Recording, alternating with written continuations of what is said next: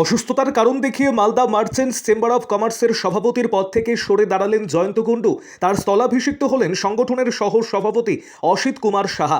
এই সিদ্ধান্তকে কেন্দ্র করে শুক্রবার রাতে মালদা শহরের রথবাড়ি এলাকায় বাণিজ্য ভবনে নবনিযুক্ত সভাপতিকে আনুষ্ঠানিকভাবে সংবর্ধনা জানায় সংগঠনের কার্যনির্বাহী কমিটি। অনুষ্ঠানে উপস্থিত ছিলেন সংগঠনের সম্পাদক উত্তম বসাক, কোষাধ্যক্ষ বিমল চন্দ্র দাস সহ অন্যান্য শীর্ষস্থানীয় ব্যবসায়ী নেতৃত্ব। দীর্ঘদিন ধরে সংগঠনের নেতৃত্বে থাকা জয়ন্ত কুণ্ডুর পদত্যাগকে ঘিরে ব্যবসায়ী মহলে শুরু হয়েছে নানান আলোচনা এবং জল্পনা। উল্লেখ্য, 2026 বিধানসভা নির্বাচনের প্রেক্ষিতে তিনি প্রকাশ্যে তৃণমূল কংগ্রেসের পক্ষে প্রচারে অংশ নিয়েছিলেন বলেও জানা যায়। এই ঘটনাকে কেন্দ্র করে সংগঠনের ভেতরে কিছুটা অসন্তোষ তৈরি হয়েছিল বলেও বিভিন্ন মহলে আলোচনা চলছে। তবে দীর্ঘ কয়েক দশক ধরে তিনি মালদার ব্যবসায়ী সংগঠনকে সংগঠিত করে এক নতুন উচ্চতায় পৌঁছে দিয়েছিলেন বলে মত অনেক সদস্যের। তার অবর্তমানে সংগঠনের ভবিষ্যৎ কর্মসূচি কতটা গতিশীল থাকবে তা নিয়ে ইতিমধ্যেই প্রশ্ন উঠতে শুরু করেছে।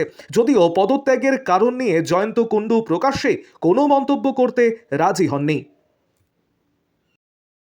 মালদা মার্চেন্ট চেম্বার অফ কমার্সের পেজ নম্বর 5 ক্লজ নম্বর 33 এখানে লেখা আছে, any vacancy occurring in the office of the president, senior vice president, secretary, joint secretary, assistant secretary, treasurer or an ordinary member of the committee during the interval between annual general meeting shall be filled up by the committee in such manner as they may decide. সেটা পরিষ্কার লেখা আছে। এই 33 নম্বর clause অনুযায়ী নিয়ম মেনে সবারই সম্মতি নিয়ে শ্রী অসিত কুমার সাহাকে হাউস আজকে প্রেসিডেন্ট হিসেবে দায়িত্ব পেলা, কেমন লাগছে এবং কীভাবে কাজ করবে আগামী দিনে?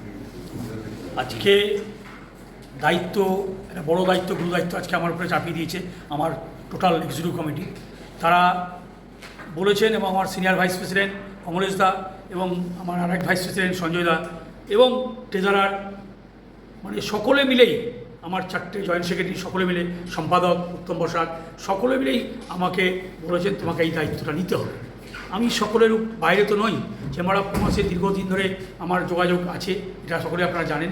সেই দায়িত্ব যখন আজকে একটা চেম্বার, আমরা একটা বিপদে পড়েছি যেহেতু জয়ন্ত বা অসুস্থতার কারণ, এবং এটা ঘটনা পরশুদিনও উনি দুর্গাপুর থেকে ফিরে এসেছেন। এবার ডাক্তার ওনাকে রেস্ট নিতে বলছেন, তার শারীরিক কোনো ক্ষতি হোক আমরা কেউ চাই না। সেই কারণেই তারটা গ্রহণ করে নিয়ে আজকে একটা নতুন গুরু দায়িত্ব আমার উপরে দেওয়া হয়েছে।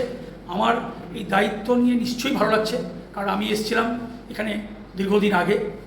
আমাকে যে সম্মান আজকে সমস্ত চেম্বারের পক্ষ থেকে দেওয়া হয়েছে, এটা আমার কাছে একটা অকল্পনীয় ব্যাপার, এটা ভাবার অপেক্ষা রাখে না।